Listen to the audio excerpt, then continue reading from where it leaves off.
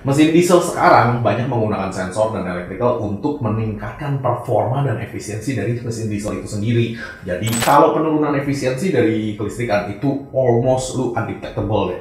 Lu hampir tidak bisa. Jadi ya begitu deh gitu. Nah, magnetic clutch di AC itu membutuhkan arus listrik yang cukup besar. Ketika arus itu tidak cukup besar, yang terjadi adalah ekstrimnya ya. Saya pernah dapat satu fan belt yang terbakar, tapi itu out of all ya. Nah makanya kalau yang namanya kelistrikan itu, kita cara pemeliharaannya adalah satu sih, yang penting lu cari bengkel mobil yang tepat. Ayo ke dokter mobil aja. Jujur, cepat dan juga lengkap. Ayo ke dokter mobil aja. Kualitas yang terbaik, harga juga bersahabat. Percayalah, di dokter mobil pasti beres. Hai lovers, balik lagi dengan saya Dokter Mobil. Di video kali ini saya akan membacakan tentang masalah umum kelistrikan di mobil. Nah, mobil itu kan identik dengan adanya listrik ya, termasuk diesel hari ini ya. Kalau diesel yang lama itu, dieselnya memang betul-betul mengandalkan kompresi dan vakum. Jadi kayak misalkan gua dulu nih di Tama kan masih pakai mesin engkol nih. Nah, mesin engkol itu tidak ada akinya dan tidak ada voltage generator atau kayak misalkan alternatornya itu tidak ada gitu. Jadi dia benar-benar pure terbakar dan bisa kompresi karena si kompresi itu tersebut gitu. Dan dari situ kan tinggal dikonekin ke selang-selang vakum ya kan, segala macamnya supaya dia bisa beroperasi dengan sendirinya. Mesin diesel sekarang banyak menggunakan sensor dan electrical untuk meningkatkan performa dan efisiensi dari mesin diesel itu sendiri. Jadi dia punya injektor lebih elektronik, dia punya common rail itu juga elektronik ya kan, dia punya pompa itu juga high pressure pump gitu kan, dan dia punya sensor-sensor semuanya juga elektronik. Kenapa sih dibikin begitu? Supaya lebih efisien dan lu dapat lebih banyak nih kilometer per liternya gitu. Itu efisiensi ya, itu untuk diesel ya. Kalau bensin sudah jelas, bensin tidak akan bisa berjalan tanpa busi gitu kan. Sedangkan busi itu kan tugasnya memercik api atau memercik si listrik itu kan. Nah, itu makanya kenapa kelistrikan di mobil itu sangat-sangat penting gitu loh. Dan memang 11-12 nih. Nah, kelistrikan di mobil itu kan tidak selalu dan selamanya bekerja optimal dan 100%. Which is itu yang agak-agak sulit dilihat, sulit dirasakan, dan sulit didiagnosis.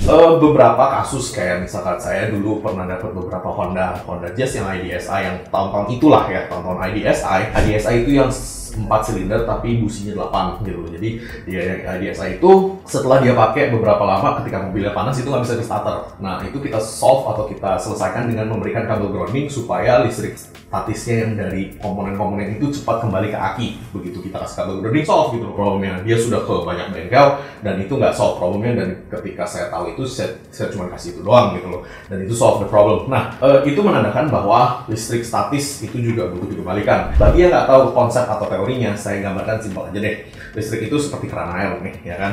Lu butuh misalkan dari aki itu tandon penampungan airnya. Lu butuh di dinamo starter misalnya. Nah, kerannya dibuka tuh. Jadi air dari tandon air mengalir ke dinamo starter. Nah, ketika dia mengalir di dinamo starter, itu ada yang namanya negatif atau grounding atau rel baliknya nih. Jadi air yang dimasukkan ke dinamo starter itu harus dibalikin lagi ke tangki air. Karena kenapa? Ketika misalkan lu udah isi nih dan dia terisi penuh, lu nggak bakal bisa isi lagi kan? Nah, that's the point. Ketika lu nggak bakal bisa isi lagi, itu nggak akan nyala gitu loh. Jadi itulah yang terjadi ketika tidak di-grounding dengan baik gitu loh. Nah, oke, itu masalah ekstrim ya. Masalah yang biasanya sedikit less ekstrim dan biasanya ada dan terjadi setiap hari itu.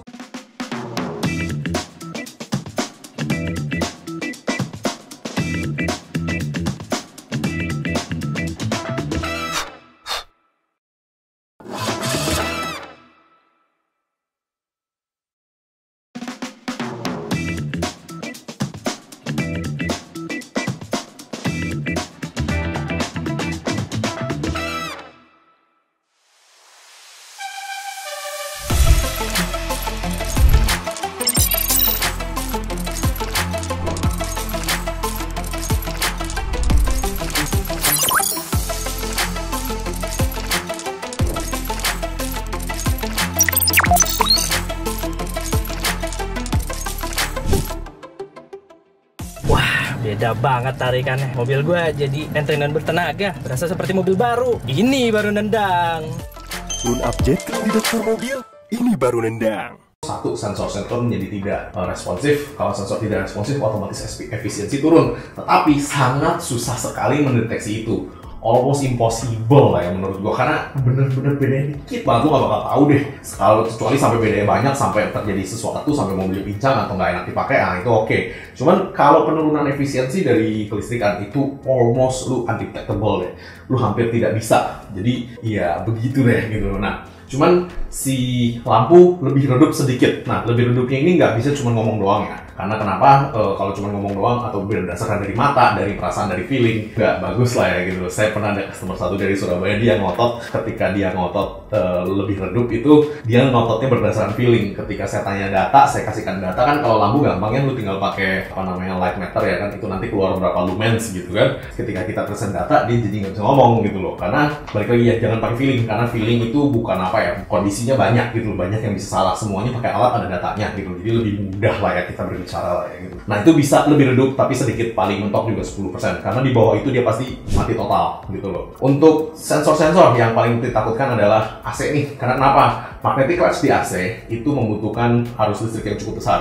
Ketika arus itu tidak cukup besar, yang terjadi adalah si magnetic clutch itu tidak tertempel dengan baik. Ketika dia tidak tertempel dengan baik, yang terjadi adalah slip. Ketika dia slip, itu panas. Nah, ketika panas itu ibaratnya RPM mesin lu berputar dan dia ada satu besi yang muter-muter gitu doang tuh, digesek-gesek tuh. Nah, itu bisa panas memerah ya kan. Ketika dia merah, bisa menyebabkan putus fan belt, bisa menyebabkan ekstrimnya ya. Saya pernah dapat satu fan belt yang terbakar, tapi itu out of all ya. Dari semua pengalaman saya bertahun-tahun, saya bukan dokter mobil, saya cuma punya satu itu doang yang ekstrim. Itu memang dia magnetic clutch-nya berputar dan nggak tahu gimana fan beltnya juga kebakar gitu. Jadi ya heboh waktu itu gitu loh, orang yang tiba-tiba masuk dan udah keluar asap gitu kan. Ketika kita buka cupnya, fan beltnya kebakar gitu kan, kita juga bingung gitu kan, kita juga panik orang tiba-tiba ditantengin mobil kebakaran gitu kan. Untungnya ada hari itu ada teknisi yang pegang air, jadi ya kita semprot pakai air beserta kompresor, dia akhirnya mati gitu kan. Cuman itu ekstrim lah bro, susah lah ya sampai ke situ tuh,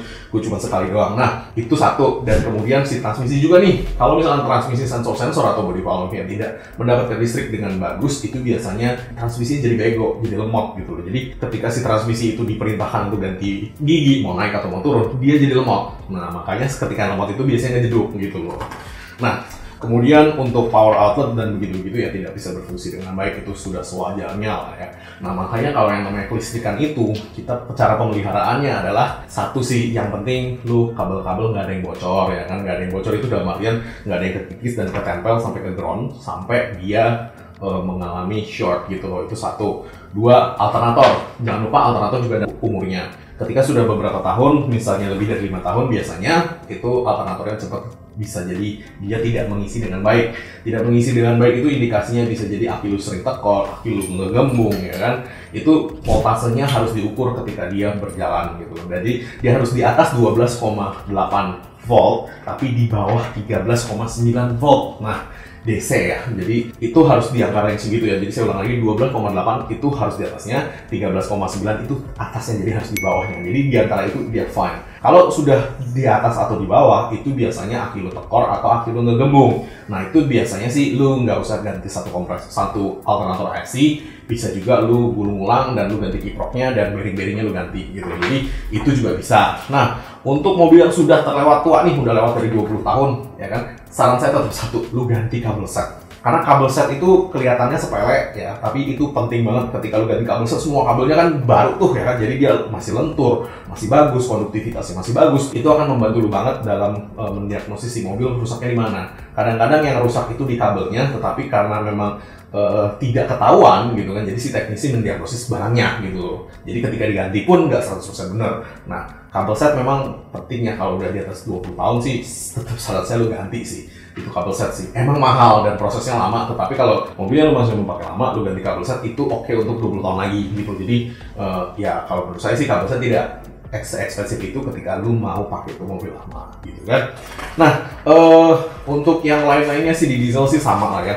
Untuk di diesel sama dan di bensin itu kegunaannya memang untuk mengontrolin sensor-sensor sih yang sekarang sih. Jadi itu pun akan banyak pengaruh ke sensor-sensor yang ada ketika dia tidak mendapatkan asupan listrik yang cukup. Jadi listrik yang kesana dan listrik yang balik itu harus cukup semua. Ketika itu tidak cukup, akan menjadi kacau datanya. Dan ketika kacau datanya, kita tidak bisa diagnosis dengan benar gitu loh. Oke, mungkin sekian dulu penjelasan dari saya untuk mobil. Thanks. Jangan lupa subscribe, like, dan komen di YouTube kami. Thanks.